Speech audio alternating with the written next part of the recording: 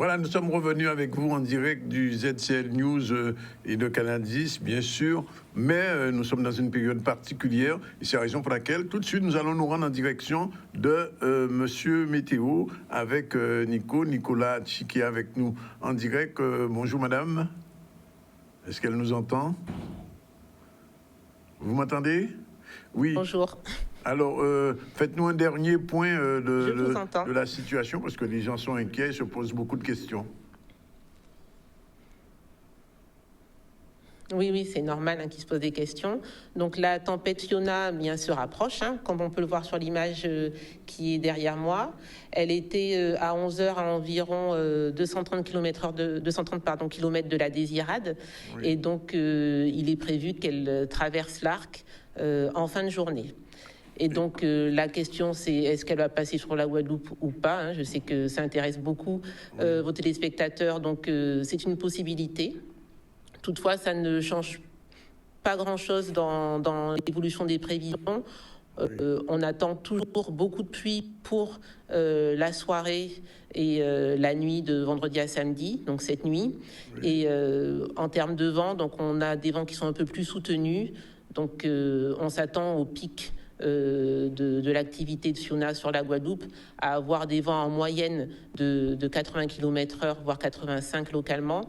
Et puis en termes de rafales, par contre, on peut atteindre jusqu'à 120 km/h et notamment sous les orages. Alors, l'autre question qui se pose, c'est de savoir quelles sont les zones de la Guadeloupe qui seront les plus impactées. Est-ce l'est de la Guadeloupe, le nord ou le sud, ou l'ensemble de l'archipel? Alors là, nous sommes sur une tempête, donc les pluies seront généralisées. Oui. Pour le moment, les informations que nous avons montrent que sur les précipitations, toute la partie du sud Basse-Terre risque d'être plus touchée que le reste de la Guadeloupe.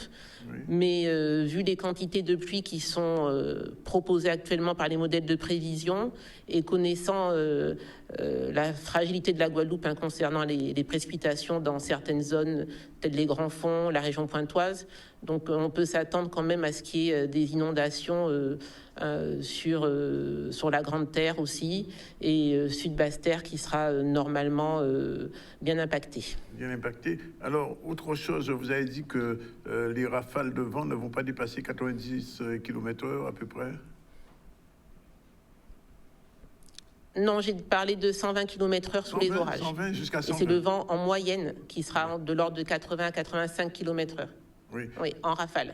Ouais, le phénomène, le point fort du phénomène, ce sera vers quelle heure? Dans la nuit de vendredi à samedi, c'est-à-dire que encore... Dans la nuit, tout à fait. Dans la nuit de vendredi à samedi. Parce que oui. quand dans on la nuit voit... de vendredi à samedi, et là, donc dès maintenant, dès cet après-midi, oui. on va avoir des conditions qui vont se dégrader de plus en plus, un vent qui va souffler de plus en plus fort. Donc on est passé en vigilance orange oui. pour le vent. Donc on est maintenant en orange pour les vents violents, oui. orange pour la pluie, et côté mer, on reste sur du jaune. Oui. Voilà. Et donc voilà, il faut s'attendre à des conditions qui vont se dégrader progressivement en cours d'après-midi, avec un pic oui. daté prévu pour la nuit. Voilà, on reste encore sur l'incertitude, ça va dépendre du déplacement de la tempête, mais grosso modo, ce soir, vaut mieux rester au chaud à la maison. Oui, on risque de passer en vigilance rouge. Alors pour le moment, c'est pas acté. Donc j'ai vu beaucoup de fake news sur les réseaux. On va passer en vigilance rouge à 12h. Non. Comme vous le voyez, ça n'a pas été le cas. Et la vigilance rouge, elle va se discuter avec les services interministériels de la protection civile, avec la préfecture. Et si les pluies sont prévues atteindre des cumuls vraiment très importants, eh bien, on avisera à ce moment-là et on évaluera la vigilance pour l'adapter au mieux aux risques. Voilà. Quelle peut être, selon vous, si on peut prévoir, la durée du phénomène? Je veux dire, dans la nuit, est-ce que la situation risque d'être normalisée dimanche ou lundi? Enfin, je pose la question. Alors, il faut quand même s'attendre à ce que samedi, on reste sur un temps assez perturbé. Donc, les conditions de mer vont s'améliorer assez rapidement. En ce qui concerne les pluies, elles risquent de traîner en journée de samedi, voire dimanche. Donc ça, ce sera réajusté en fonction de nouvelles prévisions. Et pour les vents aussi vont rester assez soutenus à l'arrière. Quand le phénomène sera passé en Caraïbes, en flux de sud-est, la Guadeloupe sera sur un vent assez soutenu et surtout avec une direction qui n'est pas habituelle pour nous. Un flux de sud-est, on est plutôt habitué à avoir de l'alizé, un vent d'est, et donc on aura une direction qui est assez inhabituelle pour la Guadeloupe. Alors, c'est l'avant-dernière question, parce que nous sommes vus aussi en Martinique. Est-ce que la Martinique sera impactée par ce phénomène? Alors, pour le moment, la Martinique est en vigilance jaune pour fortes pluies orages. Donc, elle risque effectivement d'avoir des pluies qui sont associées à Fiona. Et là aussi, en fonction de l'évolution, il faut suivre les bulletins météo pour voir s'il y a une évolution sur le risque encouru côté Martinique. Dernière question, et on vous libère. Un autre phénomène est déjà prévisible dans les semaines qui viennent, parce que nous sommes en pleine période cyclonique. Alors, on sait que il y a Fiona, mais après. Alors, il y a un autre phénomène, voire deux, qui sont suivis. Donc, dans le prochain ne va pas du tout intéresser la Guadeloupe. Et pour celui qui est le plus proche d'Afrique en ce moment, il est encore trop loin pour dire s'il intéressera la Guadeloupe ou non. Bien, Madame Marie-Luce, merci pour vos prévisions et puis les Guadeloupéens qui nous regardent en Guadeloupe, en Martinique. Merci à vous, merci aux auditeurs de Canal 10. Merci aux téléspectateurs de Canal 10. Voilà. Alors, mise en place de la cellule crise de la région, on revient à l'actualité. C'est Céline Rodriguez qui a interrogé la région, savoir un peu ce qui se passait. Dans un instant, on partira vers Trois-Rivières, rencontrer Monsieur Christian Ténor-Abaza qui fera un nouveau point avec nous. C'est parti. Écoutez, justement, face au déclenchement de l'alerte orange pour le passage de la tempête Fiona, il faut que vous sachiez qu'à l'intérieur de la région, nous avons une cellule de crise. Et cette cellule de crise, en fait, va coordonner le plan de mise en sécurité d'un certain nombre de secteurs. Alors, ce matin, le président de région a activé personnellement le plan de crise. D'ailleurs, il devait participer à une réunion avec la première ministre, puisque nous sommes au Congrès des régions de France, et il n'a pas pu participer à sa réunion avec la première ministre, et donc il a tenu à activer la cellule de crise et à être bien présent. Donc ce plan de mise en sécurité prévoit des actions extrêmement opérationnelles en ce qui concerne la gestion du personnel, les agents communaux, mais également des agents qui travaillent dans les lycées, la mise en sécurité des bâtiments régionaux.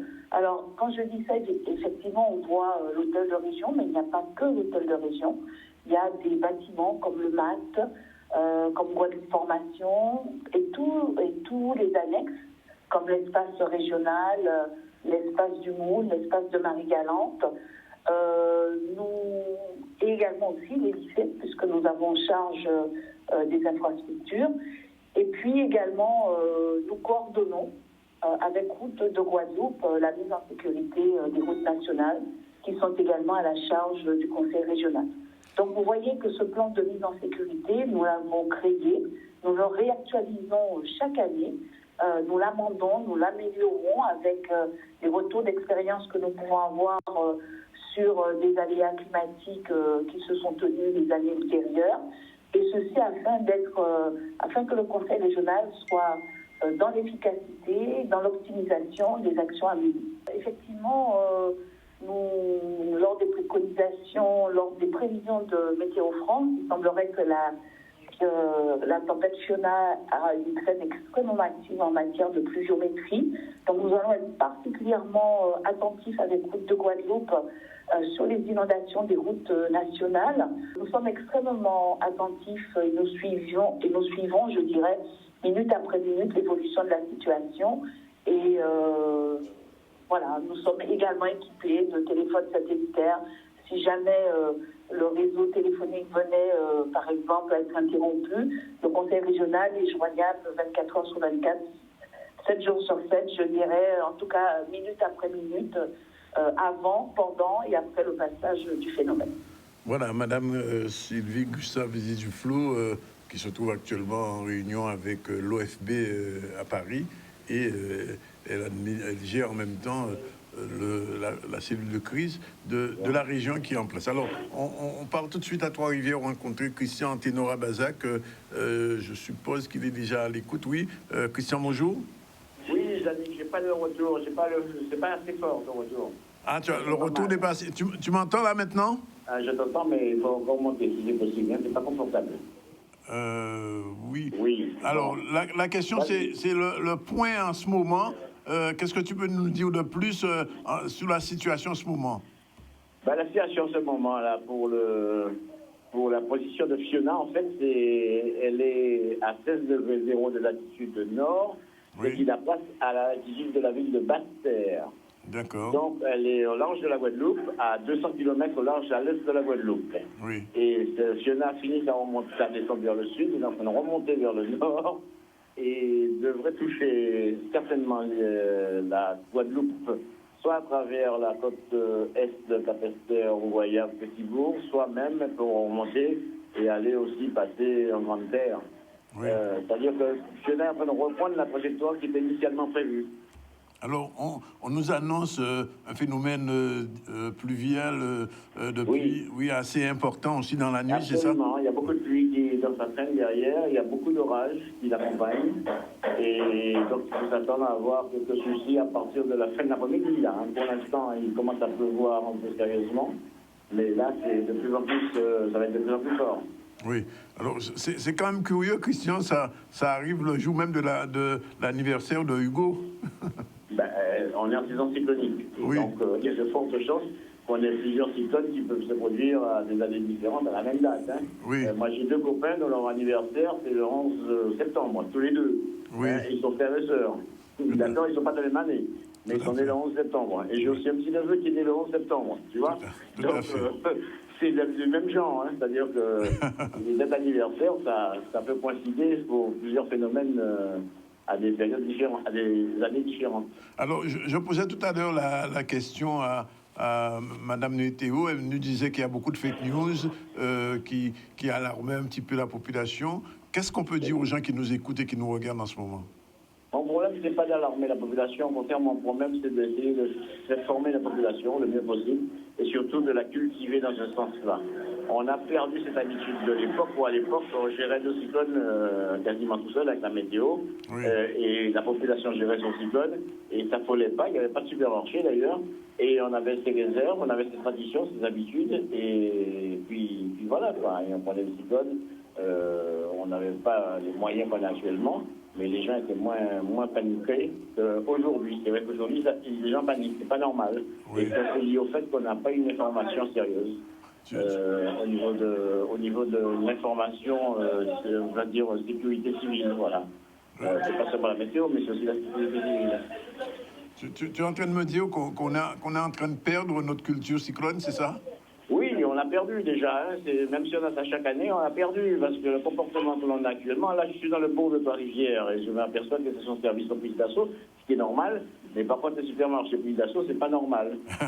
Les supermarchés, les gens doivent avoir leurs provisions, leurs eau et compagnie depuis le mois de juin. OK? Et les stations-service, c'est au dernier moment, effectivement, on peut avoir un petit guide avec la carte bleue, donc dans les banques, dans les machines à sous. Et dans les stations-service, on fait le plein de sa voiture pour passer le cyclone. Ça, c'est normal. Mais tout le reste, les embouteillages, les histoires d'école et compagnie, tout ça, ça devient rigolo, quoi. Excuse-moi de l'expression, mais c'est vrai qu'on a oublié, quoi.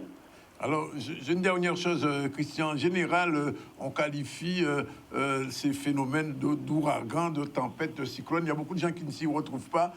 Ça, c'est quoi, Fiona? C'est une tempête ou qui va se transformer en cyclone? Alors, ça, c'est une classification officielle de l'Office météorologique mondial. Oui.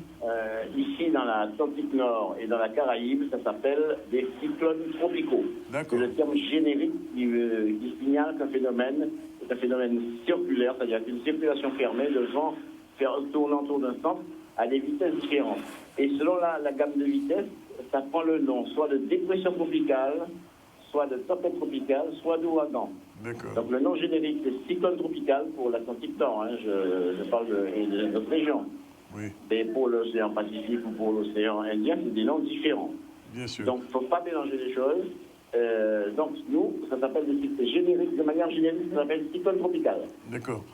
D'accord, comme une route, par exemple, je prends un exemple tout bête, on la rit, une route, ça s'appelle Oui. une route nationale, une route départementale, Ou maison chemin, etc. Oui. Ok. Un dernier point, Christian. C'est après ou avant qu'on qualifie la force de ce genre de phénomène, niveau 4, niveau 5, etc. Ben non, le phénomène, la classification, c'est cyclone tropical et ça inclut donc dépression tropicale, tempête tropicale et ouragan. D'accord. C'est à partir du stade ouragan, c'est-à-dire des vents de là de 120 km/h pour arrondir, hein, 120 Oui. km/h moyen, soutenu par le mille, il ne s'agit surtout pas de rafales. C'est à partir des vents ouragans, qu'on a à l'échelle de Saffir-Simpson, qui fait une classification de catégorie 1 à 5 ou classe 1 à 5 et qui donne donc ces fameuses classes à partir du stade ouragan. Voilà. D'accord. Et à partir de l'ouragan classe 3, ça devient ce qu'on appelle un ouragan majeur, qui est donc extrêmement dangereux, avec lequel il ne faut pas discuter, quoi. Bien. Ben, merci pour ces informations, Christian. Nous savons Voilà. tout qu'à rester véatif et chaque fois nous bisons nous qu'à trouver. Et nous avons information là, et nous peut pas, on peut pas. C'est vrai qu'il y a beaucoup de météo, il y a beaucoup de gens qui font tout et n'importe quoi. Oui. Mais on est deux personnes, je crois, sur les réseaux à pouvoir donner des informations fiables. C'est Bruno Benjamin et moi. Évidemment, Météo France aussi, hein, c'est normal. Mais toutes les autres personnes qui se fient à des sites bizarres, il faut faire attention, c'est vrai. Mais on n'est pas là pour affoler la population, on est surtout là pour faire passer l'information et surtout éduquer la population à se préparer à ce genre de phénomène naturel dont on a perdu le fonctionnement, quoi. On a perdu l'habitude. Merci, monsieur Christian Ténor-Abazac. Voilà, il est 13h, pratiquement 12h53, il va être 13h. On fait un petit tour du côté de la cellule de crise de Cap-Excellence. Et tout à l'heure, avec Charlie Dagonia, on va retrouver route de Guadeloupe, savoir comment est la situation sur les routes. Mais là, on part à Cap-Excellence. C'est parti, c'est notre deuxième sujet. Nous sommes en cellule de crise depuis ce matin, avec tous les services concernés, que ce soit... Ces services, justement. Eh bien, c'est-à-dire que tous les services qui gravitent autour du phénomène et qui vont agir avant, pendant et après. C'est-à-dire que ça part depuis le service technique, de toute la partie logistique, hein, de terrain, au niveau de l'environnement, au niveau du curage des canaux, tout ça, etc. Au niveau du CCAS, pour pouvoir accompagner les gens qui ont subi le sinistre et qui ont eu des dégâts, qui ont perdu du matériel, des meubles, des lits, tout ça, etc. Nous avons aussi le directeur de l'EHPAD des Abîmes, parce que l'EHPAD aussi héberge un certain nombre de personnes âgées. Nous avons aussi avec nous les affaires scolaires, parce qu'au niveau des écoles, donc pour qu'on puisse gérer au niveau des écoles et mettre en place des abris sûrs. Nous avons aussi l'environnement, parce que s'il y a des chutes d'arbres, donc ils doivent intervenir de toute urgence. La caisse des écoles, parce que s'il faut donner à manger, la logistique, s'il faut mettre en place des chapiteaux, la prévention des risques, qui s'occupe d'ailleurs du plan communal de sauvegarde concernant le service, et qui a d'ores et déjà vérifié tout le matériel, les lits, les lampes de torche, tout fonctionne. Donc nous sommes aujourd'hui, avec aussi les pompiers, le SDIS, qui nous accompagnent dans nos démarches, et pour que nous puissions faire le point sur tout, au niveau de tous les services concernés, pour que nous puissions accompagner au maximum les administrés. Mais ça, il y a un certain nombre d'abris. Mais compte tenu de l'ampleur du phénomène, donc c'est quand même une tempête. Donc on va probablement mettre, plus tard par voie de communiqué, donc on dira, on va mettre un lieu d'hébergement. Mais sinon, sur l'ensemble du territoire, nous avons un certain nombre de lieux d'hébergement, d'abris sûrs, en cas d'ouragan, quoi. Donc dès qu'on va mettre en place ce qu'on appelle la cellule opérationnelle, hein, COD, et donc, à ce moment-là, on met en branle tous les abris sûrs, donc avec le personnel, avec la logistique, tout ce qui va avec. Il y aura des agents d'astreinte parce que nous avons inventorié sur le territoire des Abîmes un certain nombre de zones d'inondation. Donc nous avons mis, notamment sur Terrasson par exemple, des barrières amovibles.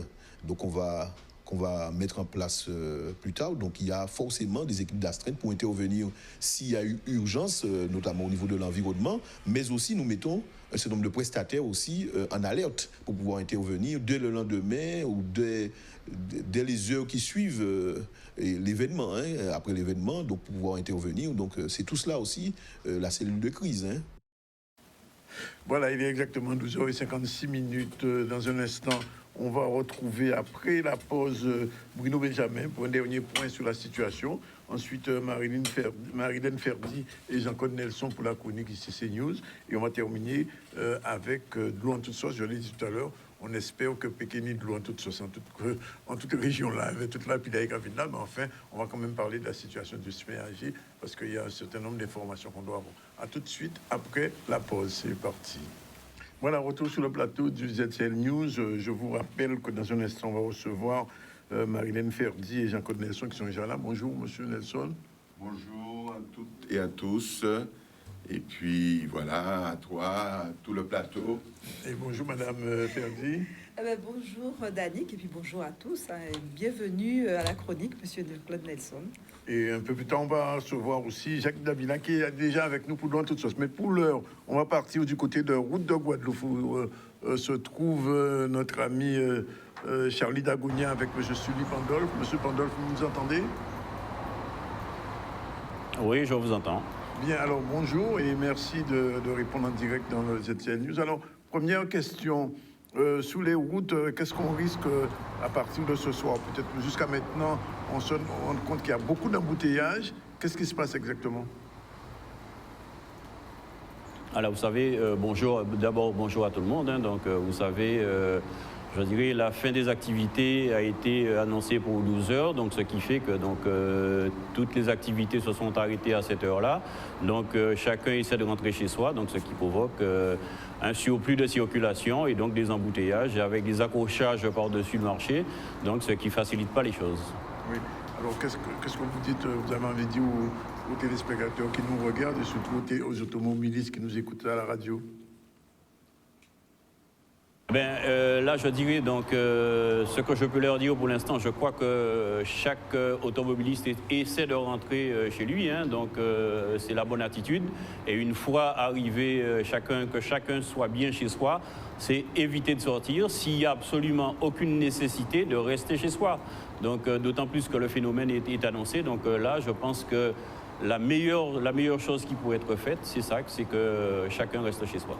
Alors, pour une zone sensible comme la traversée, qu'est-ce qui est prévu au cas où? Parce qu'on a vu il y a quelque temps des éboulements. Est-ce que toutes les dispositions sont prises pour une réaction rapide des routes de Guadeloupe?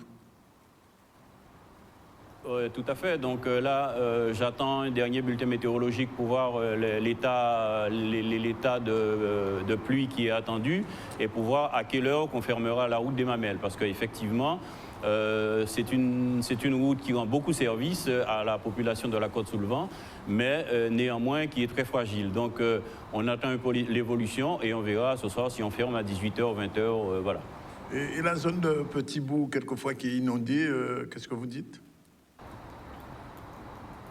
La zone de Petit-Bourg qui est inondée, vous savez, les inondations, ce matin, on a aussi fait la vérification de tout ce qui est grille à valoir, tout ce qui est écoulement d'eau. Après, tout dépend de l'ampleur du cumul d'eau qu'on va avoir pour savoir comment ça va se passer. Donc, si vraiment on a un gros phénomène, même si on prend toutes les dispositions, je crains qu'on ait quand même de l'eau sur les chaussées, quoi. Oui. En termes de mobilisation, route de Guadeloupe, tout le personnel est rentré, personne n'est en congé aujourd'hui? Ceux qui sont en congé et qui sont sur place seront mobilisés si nécessaire, puisque l'ensemble des agents sont en astreinte de sécurité. Donc on aura de l'ordre de 235 à 240 agents qui seront mobilisés pour l'événement, dont une vingtaine sur Marie-Galante. Donc on a l'effectif total opérationnel prêt à être au service des usagers de la route. Bien, ben écoutez, monsieur Pandolf, on vous remercie pour votre intervention. Et puis, comme on dit, on reste mobilisé. J'imagine que Route de Guadeloupe aussi reste mobilisée. Et Guadeloupe, on vous l'avez entendu, on a dit sur les routes, faites attention, si vous n'avez rien à faire à Sichimena, ben restez à casa. C'est bien ce qu'on peut dire, oui. Dernier mot. Oui, tout à fait. Ce que je veux aussi rajouter, c'est à la fin de l'événement, donc que les gens ne sortent pas pour aller voir ce qui se passe, qu'ils laissent les services de secours et les services de sécurité faire ce qu'ils ont à faire avant d'aller sur la route, quoi. Parce qu'assez souvent, c'est ce qui se passe. Dès que c'est fini, tout le monde part, et ce qui fait que ça crée aussi des difficultés, ne serait-ce que pour la remise en état des axes routiers. Bien, merci Philippe Pandolf. Je ne sais pas si Bruno Benjamin est en ligne. Non, il n'est pas encore en ligne. Bon, mais on va tout de suite passer à la chronique habituelle de Madame Ferdi. C'est prêt? On balance le générique et on démarre.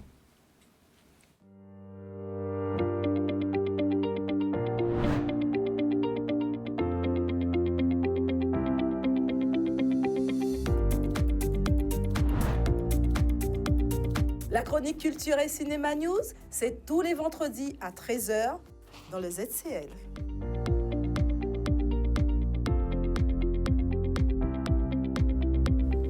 Alors aujourd'hui, il est un petit peu plus que 13h.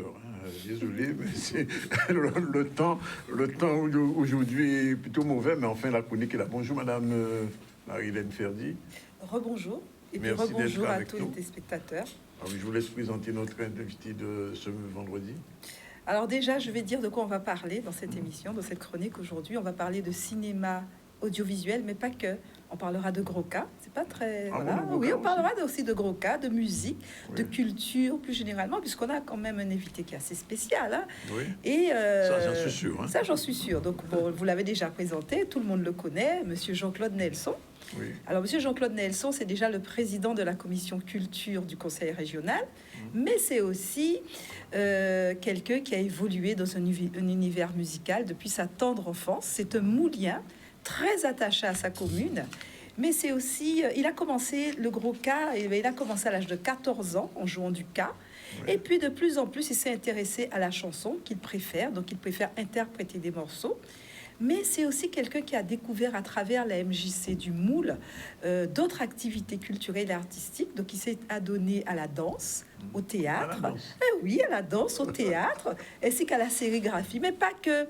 Donc à l'époque, c'est un jeune adolescent qui était un acteur assez engagé dans la vie culturelle de sa commune, puisque avec d'autres amis, ils ont participé à l'organisation du carnaval de leur commune en mettant en place le roi et la reine du carnaval du Moule.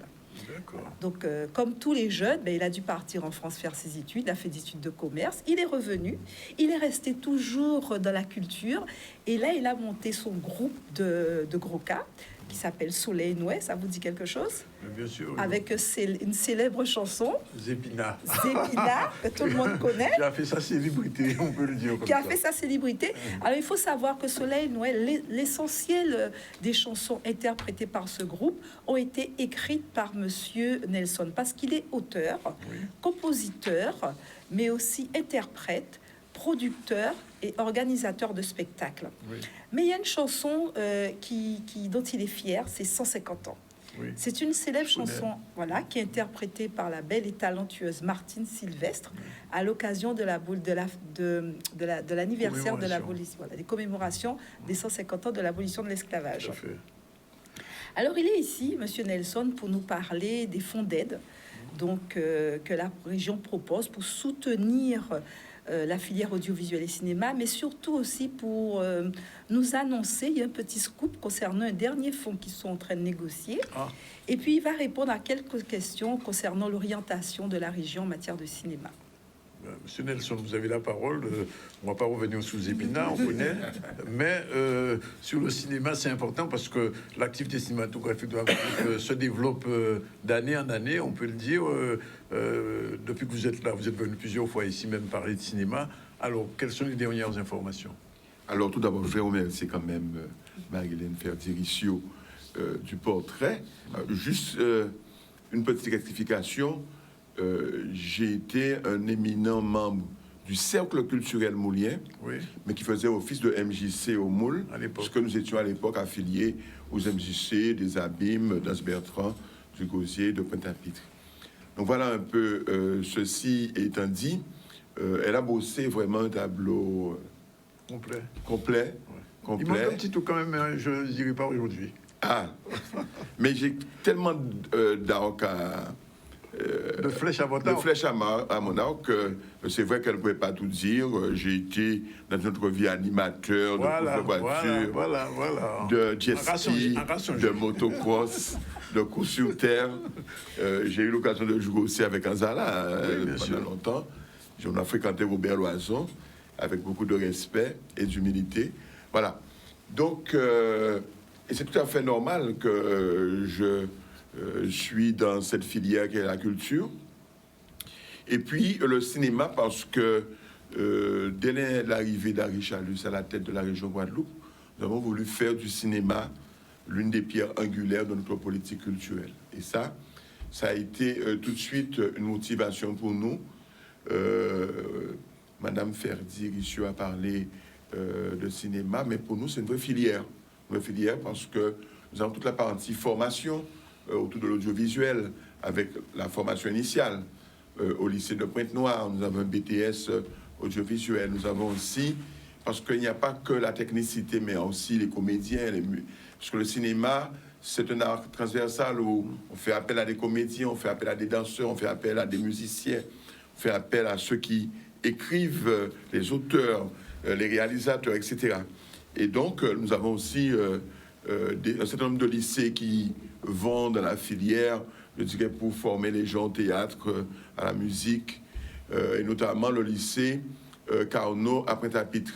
Et puis, nous avons aussi, puisque nous sommes responsables de la formation continue. Donc, ça veut dire qu'un certain nombre de personnes, après leur parcours, soit au lycée, soit après le BTS, mais peuvent aller dans des formations qui sont parfois diplômantes, qualifiantes, mais qui leur permettent de poursuivre leur rêve, de pouvoir devenir réalisateurs, de pouvoir être de bons techniciens. En tout cas, nous sommes fiers de la formation qui est mise en place en Guadeloupe, puisque toutes les personnes qui sortent de l'extérieur, puisque la Guadeloupe est une terre de tournage, non seulement parce que nous avons des paysages qui sont magnifiques, mais nous avons aussi surtout une main-d'œuvre qui est très très bien formée. Et cette main-d'œuvre est utilisée par beaucoup de gens qui viennent tourner en Guadeloupe. Et chaque fois, ils nous félicitent de la qualité de ces techniciens, de cette main-d'œuvre qu'ils peuvent trouver ici. Et puis, bien sûr, le cinéma, comme on l'a dit, c'est aussi l'éducation à l'image. Donc, la région Guadeloupe finance pas moins de 5 à 6 festivals en Guadeloupe pour permettre aux gens de mieux voir les films, de les comprendre, les discussions qui vont avec, les masterclass qui se passent tout autour. Et nous sommes fiers que ces festivals perdurent et permettent de mettre en place une animation sur le territoire. Ça concourt aussi à permettre à tous ceux qui produisent des documentaires, des films, des courts-métrages, de pouvoir être programmés. Mais aussi, surtout, montrer leur savoir-faire, ce qu'ils peuvent faire dans le domaine du cinéma. Et nous sommes fiers que nous avons des réalisateurs, des films, des œuvres, mais qui aujourd'hui sont programmés dans des festivals à travers le monde. Et tout à l'heure, on pourra vous en parler, notamment sur le FIFRAC qui se passe en Guyane, mais aussi un certain nombre de films qui ont eu des prix sur de grands festivals internationaux. Et donc, nous sommes fiers de ce que nous faisons aujourd'hui. La région sera en FESPACO cette année? Alors, on nous a sollicité. Nous sommes en train de voir comment nous allons y participer. Aujourd'hui, il n'y a pas longtemps, donc, nous avons notamment financé une délégation qui devait se rendre pour les Sotigui d'or en Afrique. Et puis, nous allons voir comment nous allons participer. Très souvent, ce sont les réalisateurs, les producteurs qui sont invités lors de la programmation de leurs films. Mais c'est vrai que nous avons tenu aujourd'hui à faire en sorte que nous puissions participer à un certain nombre de festivals. Je dis souvent qu'un festival est un lieu d'évaluation. Ça nous permet de voir ce qui se fait à travers le monde, pour savoir où nous en sommes et quel est le chemin qui nous reste à parcourir, si tant est qu'il y ait des chemins à parcourir, parce qu'on n'a pas de complexe d'infériorité à avoir par rapport aux autres. Et puis, c'est aussi permettre à nos réalisateurs, à nos producteurs, d'aller vendre leurs produits, mais de se confronter aux autres. Cette année-ci, nous avons organisé une délégation qui a été au Festival de Cannes. Nous sommes partis avec des réalisateurs, avec des producteurs. Et ça a été bénéfique pour eux parce que cela a permis non seulement pour certains de pouvoir trouver des financements complémentaires pour leurs projets, mais aussi trouver à réaliser des choses ici ou ailleurs. Et ça a été pour nous une réussite à travers cette délégation. Et on a bien compris pourquoi, lorsqu'on a été, parce qu'à l'époque, on était un petit peu réticents, comment ces genres de manifestations sont nécessaires à la promotion de notre cinéma guadeloupéen. Je pense que nous aurons de plus en plus à aller vers toutes ces manifestations, tous ces festivals, pour pouvoir promouvoir non seulement la destination Guadeloupe, et je le dis parce que nous sommes à l'heure de la route du destination Guadeloupe, mais surtout de dire que nous sommes une terre de tournage, nous avons du matériel adéquat ici, nous avons des paysages qui sont extraordinaires, nous avons un savoir-faire. Et nous, quand on finance le cinéma, c'est parce que nous avons aussi des histoires à raconter, nous avons des hommes à mettre en valeur, des hommes illustres, des hommes et des femmes qui sont là et qui ont fait des choses. Et nous avons à nous montrer, à nous raconter, mais nous avons aussi à pouvoir promouvoir notre imaginaire, la capacité de mettre en place des fictions, de faire en sorte que les choses puissent avancer. Donc aujourd'hui, je voudrais vous dire que nous sommes fiers de ce qui se passe dans le cinéma guadeloupéen. Ce qui nous reste aujourd'hui véritablement à accomplir serait été de pouvoir avoir la production d'un long métrage entièrement guadeloupéen, mais je pense qu'on y arrivera. Ça arrive bien. Madame. Alors, moi j'aimerais qu'on revienne à la thématique quand même centrale, qui était de nous parler déjà des fonds d'aide, puisque, et surtout, donc vous avez un peu un scoop, c'est que vous travaillez sur un autre fonds d'aide, en plus des deux autres que nous connaissons.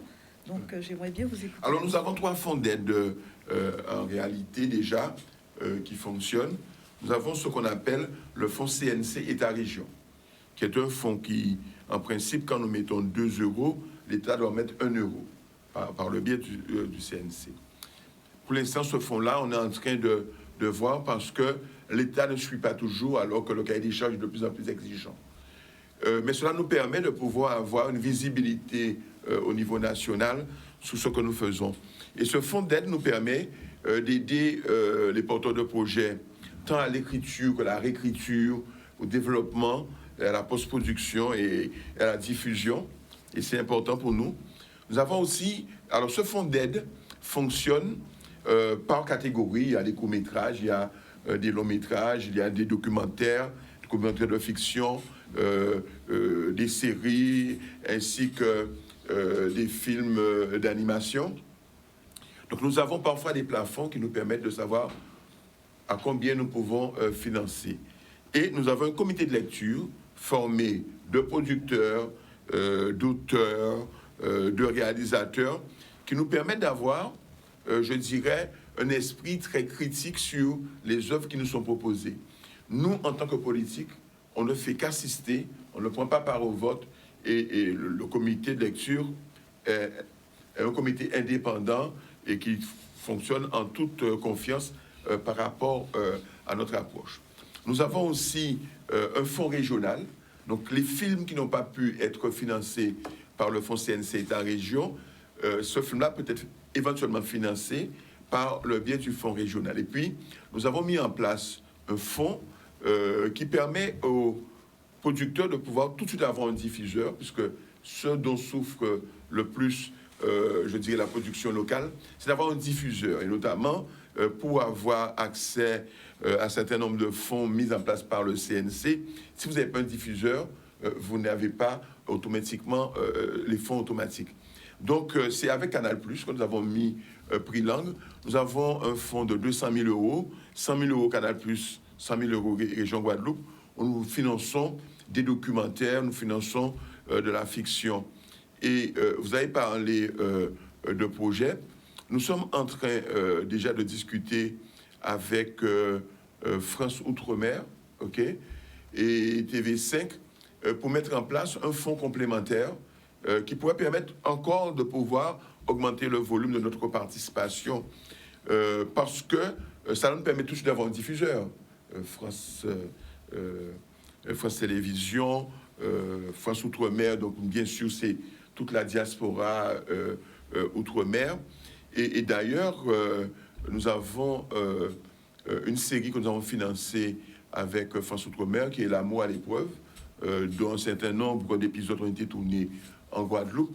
Donc, ce qui montre bien que nous prenons langue avec ces médias afin d'augmenter, je dirais, les moyens. Ce dont souffre le cinéma guadeloupéen dans son entièreté, ce n'est pas d'idées, ce n'est pas de réalisateurs, de producteurs, c'est surtout de moyens financiers. Et donc, en allant prendre langue avec, par exemple, TV5, nous sommes en train de voir avec Canal+, si on peut augmenter le fonds, aller sur Canal+ Afrique, pour nous permettre aussi d'avoir plus de latitude, pour qu'on puisse se voir encore plus sur les réseaux, sur les médias, mais aussi permettre que nous puissions toucher un peu partout se trouve de la diaspora, ou alors l'ensemble des cinéphiles, que nous puissions toucher le plus grand nombre. Et puis, nous espérons peut-être à terme, d'ici peut-être 2-3 ans, pourquoi pas être Netflix, voir un peu comment nous pourrions avoir les moyens. L'idée, c'est que nous puissions amener la puissance financière publique, et en sachant que dès l'instant que la puissance financière publique est là, eh bien, je dirais, le privé, les opérateurs suivent parfois. Alors, dernier mot. Dernière question. C'est une question je relais. Donc, vous savez que soyez très court, parce que c'est très court. Le campus a proposé avec un collectif de professionnels un incubateur pour pouvoir former des scénaristes de télévision. Et donc, moi, je voulais que vous puissiez bien me confirmer que vous soutenez aussi la production de séries, puisque ça aussi, ça peut être un débouché très intéressant. Nous soutenons la production de séries. OK? Faut-il au moins que nous ayons des séries aussi de qualité. C'est pas, on va financer une série pour une série. Des séries de qualité. D'ailleurs, je vous l'ai dit, on vient de financer L'amour à l'épreuve, qui est une série. Nous sommes en train de voir d'autres propositions qui viennent.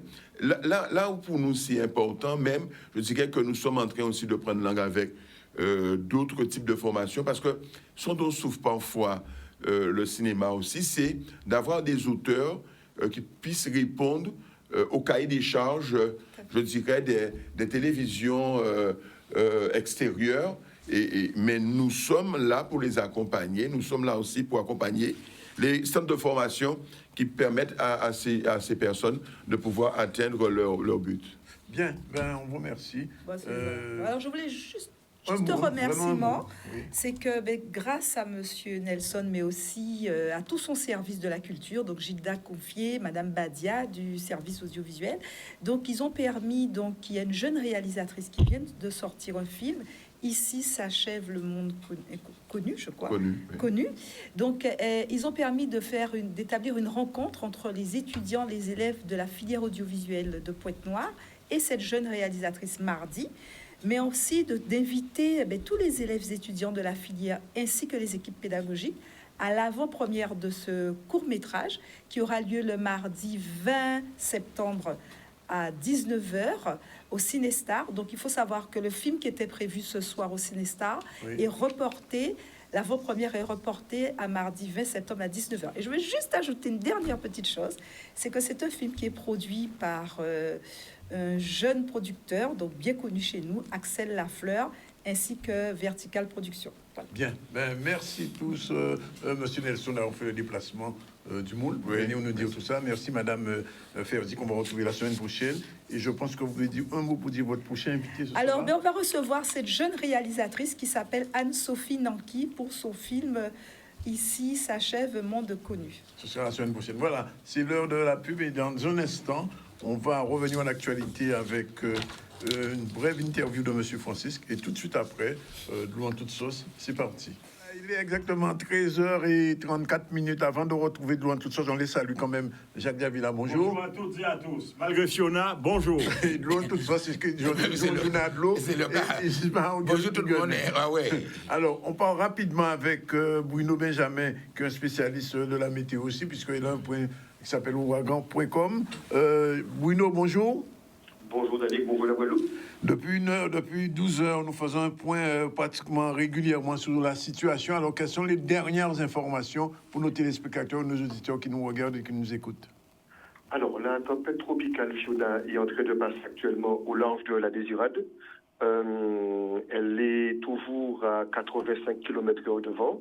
Oui. Elle devrait longer la côte nord de la Grande Terre avant de s'évacuer vers les îles situées plus au nord, vraisemblablement entre Antigua et Barbuda, avant de concerner demain, selon toute vraisemblabilité, Saint-Martin, Saint-Barth, entre autres. D'accord. La Guadeloupe, l'archipel guadeloupéen, je veux dire le territoire, entre guillemets, guadeloupéen, est impacté ce soir ou demain? Alors, ce serait plutôt ce soir. Oui. Ça va commencer dans la fin de l'après-midi, quand le centre sera en train de passer au nord de la Grande Terre. C'est là où on va observer les toutes premières pluies sur la Désirade, puis Marie-Galante et la Grande Terre. Parce qu'en fait, la pluie se situe derrière le centre du phénomène. C'est un phénomène qui est excentré, oui, avec son centre. Sous les images satellites, on voit d'ailleurs son œil qui est bien défini, qui est dégagé de tout nuage. Il n'y a rien du tout devant. Et après le centre de la tempête, on trouve toute la partie nuageuse chargée de pluie. Et c'est cette partie-là qui est la plus, si on peut dire, dangereuse, en tout cas nocive pour nous, parce qu'elle est chargée effectivement beaucoup de précipitations.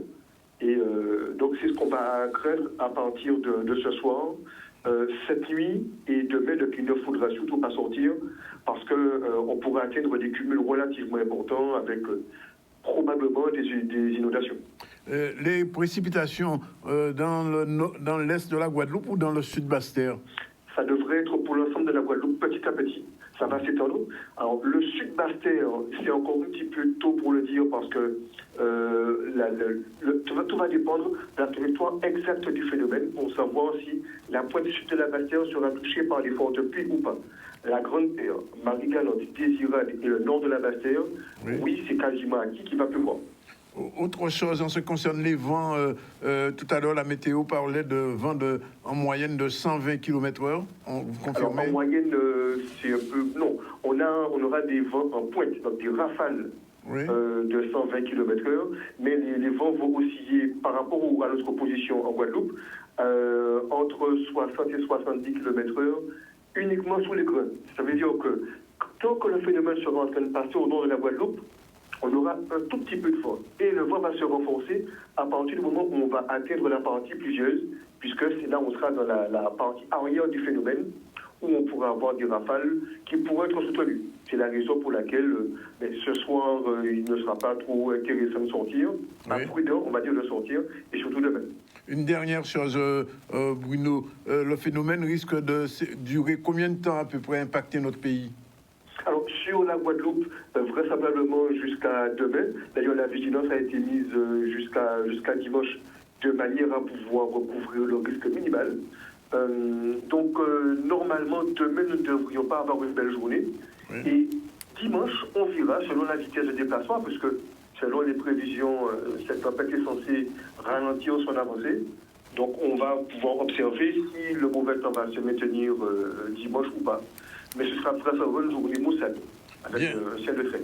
Merci Bruno Benjamin, président de l'association Ouragan, comme tu as donné les dernières informations. Voilà, il est 13h40. On revient tout de suite à l'actualité avec l'interview du président du SMEAG, M. Jean-Louis Francisque, et ensuite tout de suite, loin, tout de suite. C'est parti. Mesure exceptionnelle, oui, effectivement. Donc nos écoles ferment aujourd'hui comme tout le monde à midi. Donc nous avons permis à ce que le personnel de la commune puisse libérer les lieux autour de 11h30. Nous avons tout de suite activé le poste de commandement principal et donc nous allons pouvoir aujourd'hui mettre en place cette organisation. Donc une organisation qui permet à ce que nous puissions faire le point sur notre abri sûr, nos abris sûrs, faire le point aussi avec notre équipe technique, faire le point avec notre CCAS. L'essentiel, c'est que nous sommes présents pour répondre à la demande de la population de Trois-Rivières. Notre communiqué, donc apparaîtra le numéro de la mairie, de manière à ce que les administrés puissent nous appeler, que nous puissions prendre des dispositions en amont et ensuite, après, organiser leur déplacement au besoin. Nous pouvons dire que c'est un exercice en temps réel pour nous sur cette année 2022. Nous comptons bien le passer et espérons aussi que Fiona puisse préserver la Guadeloupe de tous ses effets. Voilà. Le président aussi du syndicat. Alors, de petit mot, on a beaucoup parlé du syndicat cette semaine et on n'en a pas fini. On n'a pas fini, ça ne fait que commencer. C'est un prélude. Et cependant, il ne faut pas que notre population se désespère. Car je rappelle à nos compatriotes qu'il n'y a pas de situation désespérée, il n'y a que des hommes qui désespèrent des situations.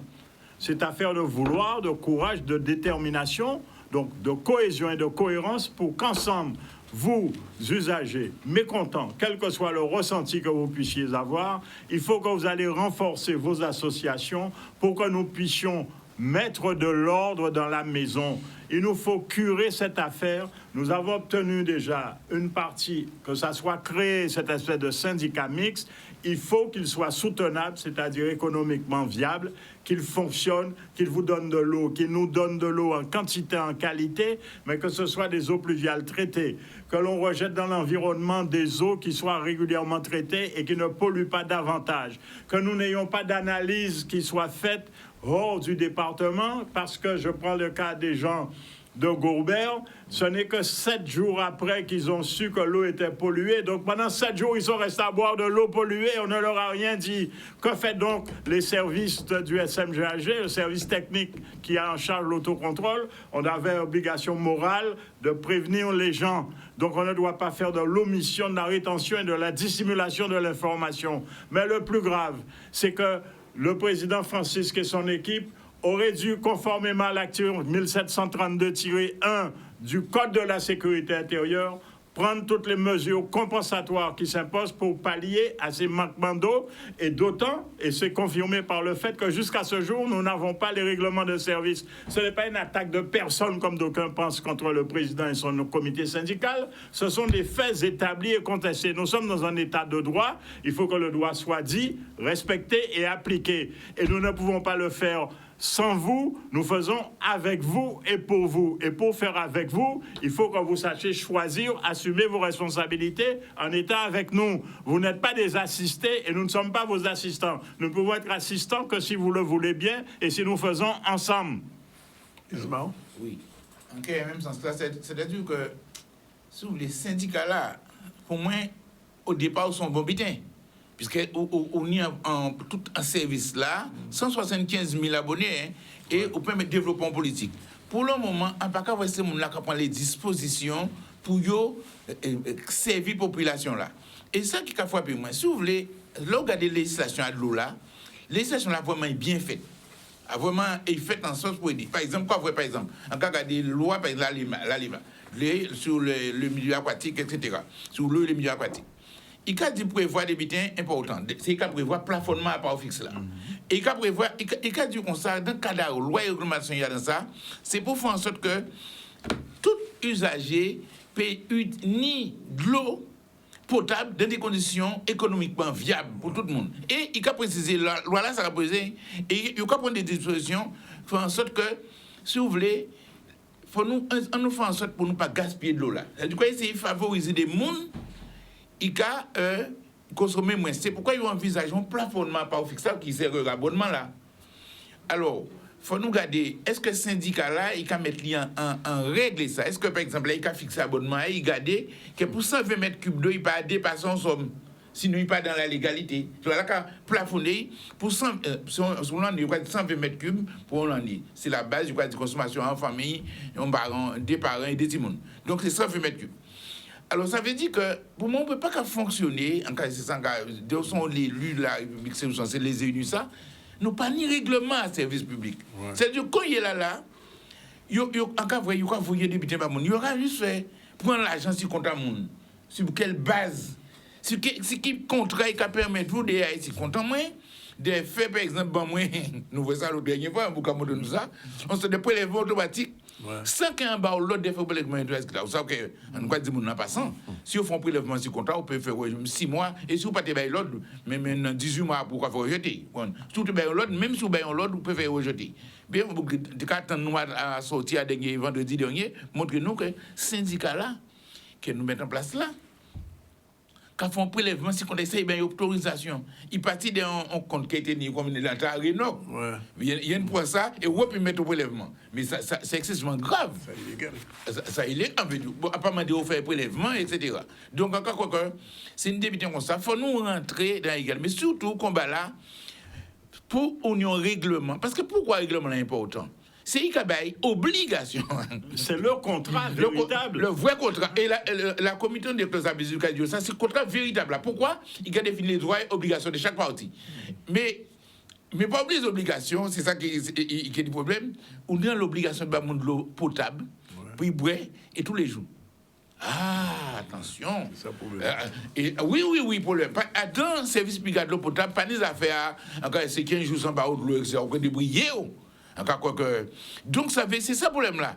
Or, contrat là, d'après moi, nous gardons, nous pas bien favorable à la commission de surveillance là, parce qu'il y a un pour le madame, alors vous regardez. Vous savez, même si nous pas bien favorable, vous faites bitaille, mais il faut publier et puis il faut chaque usager. Et oui, ce sont 75 000, il faut chaque monde aller. Quand vous le faites, c'est ça, c'est la loi. Au de Paris, au de Paris, chaque usager, il va chaque usager. Oui, c'est comme ça qu'on les yeux. Chaque usager a un règlement là, parce qu'effectivement, si il n'est pas capable de prouver que bon, mon règlement là, vous ne pouvez pas demander rien. Vous ne pouvez pas faire, par exemple, poursuivre lui, pour que vous mettez 12 € par exemple de mise en demeure, de débuter, on ne peut pas faire ça. Parce que c'est un document qui est opposable si mon nani. Voilà. Il est opposable à tout le monde habitant là, mais il faut mon nani. Il lit les partis. Il lit les partis et règle les oppositions. Donc, encore c'est très important parce que en tout cas, je souhaitais que nous entrions dans un fonctionnement qui est normal. Nous essayons de l'année, puis général des eaux, et puis quand le SIAG, quand il y a bêtises. Avec Rénoc, oh là là. Bon, alors, il y a fait bêtises. Mais nous, un syndicat qui met en place, on nous fait les bêtises sérieusement. Par exemple, quand on dit que les autres n'ont pas de bêtises, ils ont fait. Par exemple, ils ne peuvent pas mettre le compteur à 0. Alors, la banque, si nous pouvons, ils mettre le compteur à 0. Parce que là, on peut mettre le compteur à 0. Tu n'as pas dans ça. Aucune partie, on dit, ouais, aucune partie des derniers chiffres écrits là, pour prendre ces bidets là. Mais il correspond à quoi? Consommation là, il pas correspondre à Tao qui commence le 1er septembre 2021. Et ça fait mon pays, on paquet l'argent à 5 causes. Puisque là, on regarde le nombre de gens qui crient moins pour nous faire en sorte d'adhérer à la situation là et faire en sorte que nous tirions l'argent sur eux, nous tirions ici. Mais c'est là, il va faire, là, vous comprenez? Et quand il fait un rôle, on syndicat comme ça, un rôle, on pas de spolier, on voler, au contraire, c'est faire en sorte que nous bitons, parce que de toute manière, et puis là, j'ai fait rentrer, il n'y a pas perdant. Pas perdant. Alors, il y a une question qui a posé. Il y a 2 communes, 2 organismes au Lamentin et ADR. Les salariés ne veulent pas entrer au CMEAG. Est-ce qu'ils ont raison ou tort, de votre point de vue? Alors, comment on est en Cabaye parce que c'est commune à nous? Oui, alors, cette question-là. C'est ma commune d'adoption. Oui. Non, mais tu as eu des enfants là, etc. Donc, où sont la moitié? Je suis fiscaliste pour la mode. D'accord. Du foncier habitation. Mais ça, ces gens-là, ils ont eu mon trac. Vous avez un trac, hein? Mais vous avez fait un travail tous les jours. Je dois ouvert de l'eau, hier, on ouvert de l'eau. Tous les jours, on ouvert de l'eau. Si vous avez coupé de l'eau à mon là. Ce sont ces mêmes salariés-là qui vont poser des colliers de fermeture des compteurs. Donc, ils sont très malvenus de se comporter de cette manière. Mais c'est ça, mon là, c'est amoral ce qu'ils font. Et ils ont tiré compteur à mon là. Pour pas, comme nous avons ouvert de l'eau là. On mêle le collier. Ils ont parti et compter là. Donc, on n'a pas ni compté, il n'y a pas ni de l'eau du tout. C'est interdit. Et quand il est là, il a gommé pour ne pas rentrer dans le syndicat là, puis rester, pour faire même pratiquer, parce que dans le syndicat là, quand même, il paraît qu'il faut faire ça à machin, ça est grave, à Renoc, mais enfin, c'est Renoc, mais généralement, à Sainte-Rose, pas faire ça. Pour l'autre côté, pas faire ça. Vous pouvez faire couper de l'eau à monde en Guadeloupe parce que non loi est faite. Donc c'est ça qu'on va comprendre. Mais sur le fond, indépendamment des malversations qu'on fait mon autre le jour, sans compter les autres que l'un du malversation, c'est faire en sorte que compter l'année plus qui ça au consommer, sans qu'il y ait une fuite. Les factures insincères, d'ailleurs, ils ont été condamnés pour ça. Malgré cela, ils vont faire appel. Ils vont voir. Désormais, ils seront systématiquement poursuivis et nommément et individuellement, y compris les agents coupables auteurs de ces méfaits. C'est anormal et immoral, ce qu'ils font. Tout à fait. Donc, mais débiter nous comme moi dans ça et tout équipe nous qui a fait ça pour une comité de l'Obasté, nous voyons au quotidien les factures sincères, les factures uniques consommation et juge là, il monte à 2 pièces, il dit encore pour monter faire consommer ça facture il a là, faut aider qu'à prendre 254 douches par jour. Ouais. Ça veut dire que toute la journée dans la douche là. Ouais. Et donc en fait du que c'est ces monde là ça qui a fait les pires exactions, qui est capable de, par exemple, de faire une enquête de satisfaction pour dire que Misa il dit de l'eau là, etc. Oui, la matin, c'est vrai que nous avons une usine, après, ce conseil général de fait derrière, il y a assez de l'eau. Il y a assez de l'eau. Mais le problème là, qu'il n'a pas en compte, l'assainissement, c'est une catastrophe. Ah oui, c'est une catastrophe. En plein là, matin, quand il est là, Jacques, eh bien, le monde ne peut pas vivre. C'est une fosse septique à ciel ouvert. À ciel ouvert, en plein, et la commune là, matin, une fosse septique à ciel ouvert, quand on ouvert la matin, il est là. Et ça tombe dans la ravine sans nom qui traverse le bourg. Et puis sort à Blachon. Et ce qui est arrivé, c'est qu'en fait, il y a un problème de effectivement, mon nez, c'est carré, qui est contre là, mais en même temps, les travaux à plus de 10 mètres, à pas lit, carré tombé, en fait, c'est très compliqué. Mais moi, le problème là, la population, il a passé la matin, ou quoi passer de l'eau à toute, il pas traité, et ça a pu. C'est une atteinte à l'environnement, à la faune, à la flore. Donc, alors, M. Semouna, il a dit, il voulait garder dans la. En tout cas, sur le fond, en tout à fait contre délégation de services publics. Parce que délégation de services publics, moins à don service quand on paye l'argent. L'argent là, c'est un pays. On parle de payer en pochon privé. Puisque comme l'eau paye l'eau, je vais te dire ça. Comme l'argent de l'eau là, c'est rien qui de l'eau ou peut faire un pays. On commune peut-être prendre l'argent de l'eau là, ou bien syndicat là, peut-être prendre l'argent de l'eau là pour faire bon pour s'habiter. Il faut y investir dans de l'eau. Et si il y a trop d'argent, mais qu'il baisse le prix de l'eau là, et c'est les usagers qui bénéficient, vous comprenez? Parce que de toute manière, il fait trop d'argent, on l'est. Donc, là, il y a un réseau normal. Donc, il peut baisser le prix de l'eau là, faire un budget plus social, etc. Donc, mais là, on délégation publique comme ça là, nous, deux côtés, la matin, mais aussi le sud aussi, Pointe-Noire, etc., ils ont des SP. Moi, d'accord pour ça fini. La matin qui a fini le 22. Fin décembre, 31 décembre 2022, et machin, et 31 décembre 2023. Mais on ne peut pas demander de poursuivre un budget qui a fait au souffert. Pour mon n'a pas d'accord avec ça, parce que c'est le même point de vue là.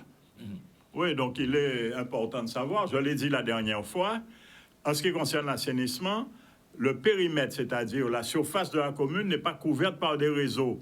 Donc, l'entreprise qui est en charge de la déclaration de service public de l'assainissement n'a pas toute la commune. Et ils ont été faire une extension avec la communauté d'Aglo qui a été rejetée par le contrôle de légalité, ce qui prouve l'incompétence, l'incurie, l'impéritie, le laxisme. Et jusqu'à aujourd'hui, ce n'est pas encore réglé. Et il me revient, j'ai dit ici, vous l'avez entendu, que la personne chez qui on voulait passer pour mettre le poste de relèvement qui va à Calvaire au monde sans nom, oui, le fameux monde où s'entraînait Molière quand il était jeune, parce qu'il est très dur ce monde-là. Eh bien, le monsieur est charmant, on lui a manqué de respect. Et dans tous les compartiments de notre société, si nous ne nous respectons pas, nous ne savons pas nous parler, nous écouter, nous entendre, nous n'avancerons pas. Le monsieur est charmant, il suffit qu'on s'adresse à lui correctement. Je vous affirme que les choses se régleront à la parole. Les papiers qui ont été mal faits seront faits après. Il est d'accord sur le principe, c'est sur la manière. On ne vient pas chez les gens, bim, avec des pelles ou crasés. Vous comprenez? Il faut arrêter ces histoires-là. Donc, il faut que ces salariés-là soient honnêtes. Ce n'est pas le SMGAG n'est pas une entreprise de reclassement. C'est une entreprise normale qui a une obligation de résultat. Donc, les gens ne viendront pas avec les mauvaises habitudes qu'ils ont héritées de Général des Eaux pour pouvoir refaire les mêmes choses. Parce qu'ils ne sauraient ignorer la loi car depuis le 1er septembre 2021, ils savent bien qu'ils seront transférés. Et la raison du transfert n'a pas été faite pour le 31 décembre 2022, parce que les clauses contractuelles du CONRA prévoient un délai pour que les parties s'informent pour le transfert et des personnels et des actes. Il faut savoir que le 1er septembre 2022, le transfert des actifs des anciens ordonnateurs, DSP incluse, déclaration de service public, aurait dû être fait. Et ça n'a pas été fait parce qu'on n'a pas arrêté les comptes des liquidations qui ont demandé un report de 2 mois pour arriver au 1er décembre. Donc, vous voyez que nous sommes encore en train de prendre du retard de par l'incompétence de gens en charge, où il n'y a pas de service de contrôle, il n'y a pas un patron, un véritable manager, parce que ça s'apprend, on n'en est pas patron, ça s'apprend pour pouvoir dire quand est-ce qu'on arrête les comptes, pourquoi ça ne s'est pas fait. Est-ce que vous savez, quelles sont les mesures, par exemple, nous avons vu le monsieur de Route de Guadeloupe tout à l'heure sur cette chaîne dire des mesures préventives qu'il préparait au cas où. Nous ne savons pas les mesures préventives, alors que quand nous allons avoir l'excédent d'eau qu'il va y avoir, toutes nos rivières seront bouchées, les prises en rivière seront bouchées. Combien d'équipes qui doivent aller déboucher les prises en rivière? Est-ce qu'on a les réserves d'eau potable? Parce qu'il y a de l'eau potable pour la faire décanter avant, parce que l'eau aura un taux de turbidité très élevé, mais nous ne savons pas, nous sommes dans le flou, parce qu'il y a même en manœuvre, toujours dans un porté-manœuvre. Le porté-manœuvre du service public, c'est servir le public. C'est une mission de service public. Quand on est dans une mission de service public, on est comme un commando d'élite en fonction. Alors, sans dernier mot, oui, dernier mot, pour dire qu'effectivement, sinon on ne peut pas aller en syndicat là, c'est que nous pas un directeur général des services. On a une compétence. Et nous, on a dit qu'il était pessimiste si syndicat là. Parce que si on comprend les mêmes quoi, on commence les mêmes bidets. Et ça arrive, c'est les mêmes mondes. Et c'est mon qui a développé les mêmes pratiques. Ça, c'est grave. Faut nous beau. Nous tenions l'espoir dans ce gars là, peut-être. Il a fait nos bons signes pour ça, le mettre là. Pourquoi il est parti. Mais il faut même un compétent qui est capable d'englober, analyser. Mais vraiment compétent, il ne faut pas qui est capable de mettre en place les services, les bidets qu'il faut dans ces gars-là pour que ces gars-là réussissent par IA. Ça veut dire, bas mon de l'eau en quantité, en qualité et à un prix raisonnable. Un prix raisonnable. Bien, merci messieurs. 13h59. Dernier point d'actualité, on va à Saint-Claude, puisqu'il y avait aujourd'hui l'élection du nouveau maire. Il n'y a pas eu de catastrophe comme annoncé comme à Sainte-Anne. On rend tout de suite le reportage d'Olivier Félix en direct de Saint-Claude. C'est parti. Nous avons avec M. Panol 3 voix et Lucette et Mme Mille, oui, 27 voix. Je déclare Mme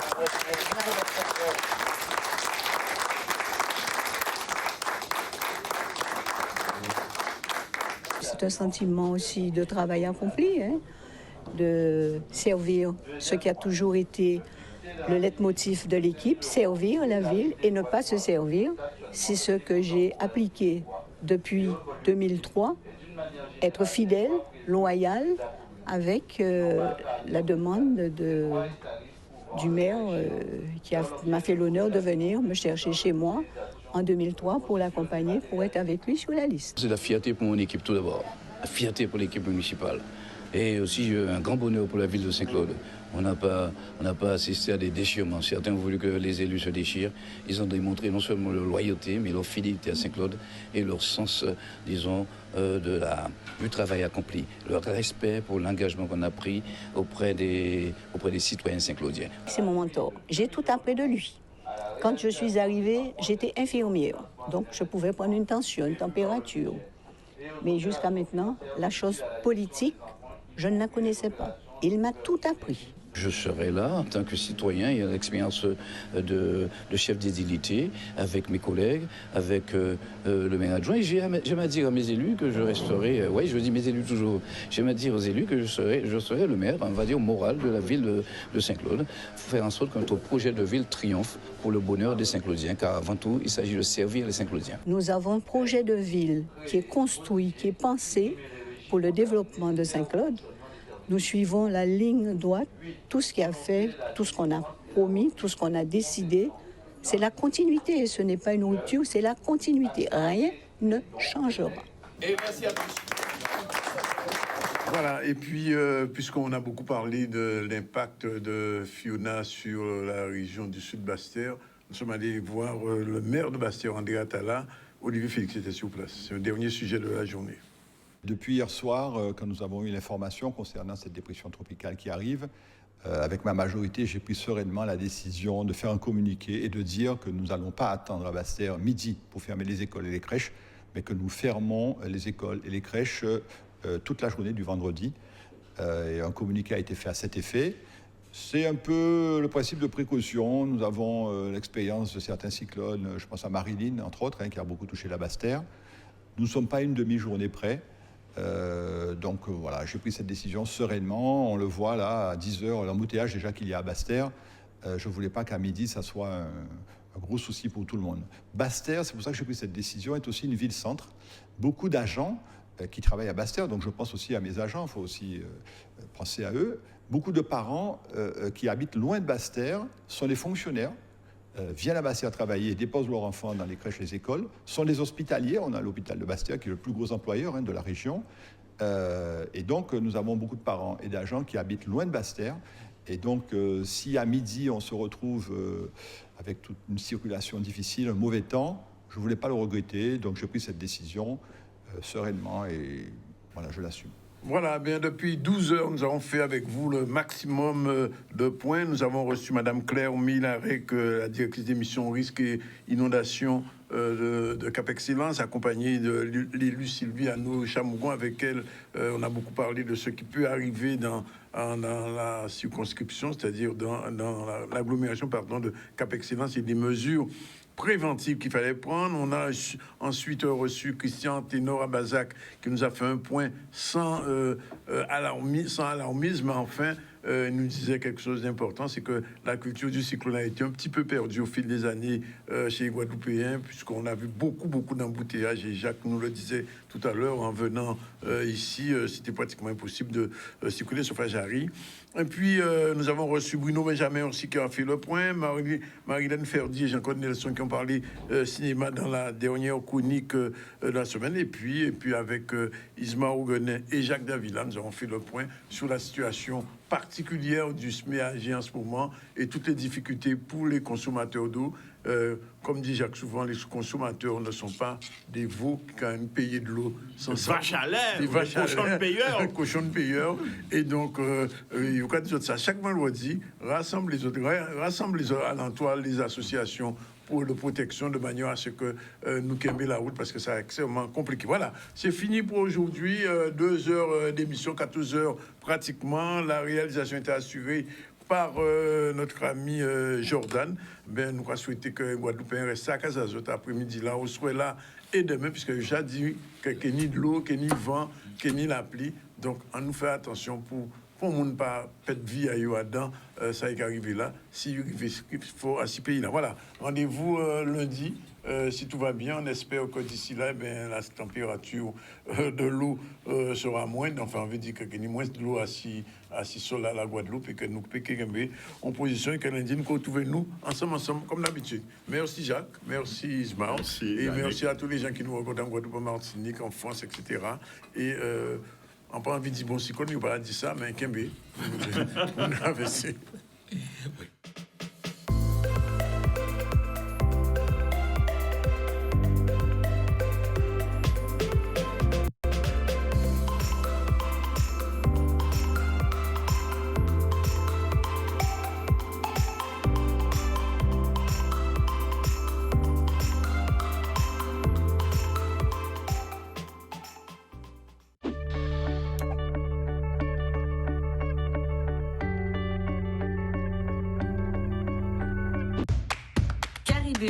Festival caribéen de la BD, du manga, revient du 5 au 16 octobre 2022. C'est l'événement de la rentrée. J'apprécie cette manifestation d'une grande portée. C'est la preuve d'une belle confiance. C'est l'unique festival de BD en Guadeloupe et j'ai envie de dire même dans la Caraïbe. Caribé peut être un impulseur à journal, à bande dessinée, à autre chose. BD, atelier, manga, cinéma, musique, contes et d'autres animations. Il ne faut rien rater. L'événement de cette rentrée approche, nous qu'attendons toutes.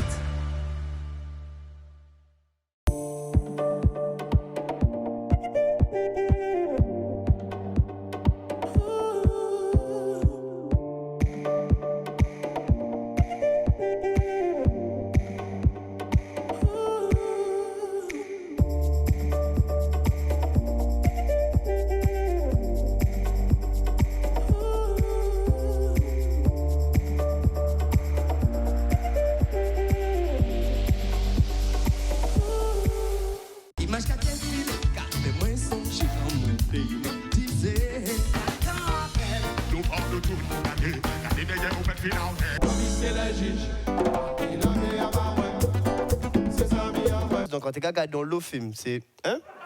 Non, glaçon, moi t'es quand je pas aller au Nilembe. Depuis tout petit, on va ta maman au Nilembe comme ça.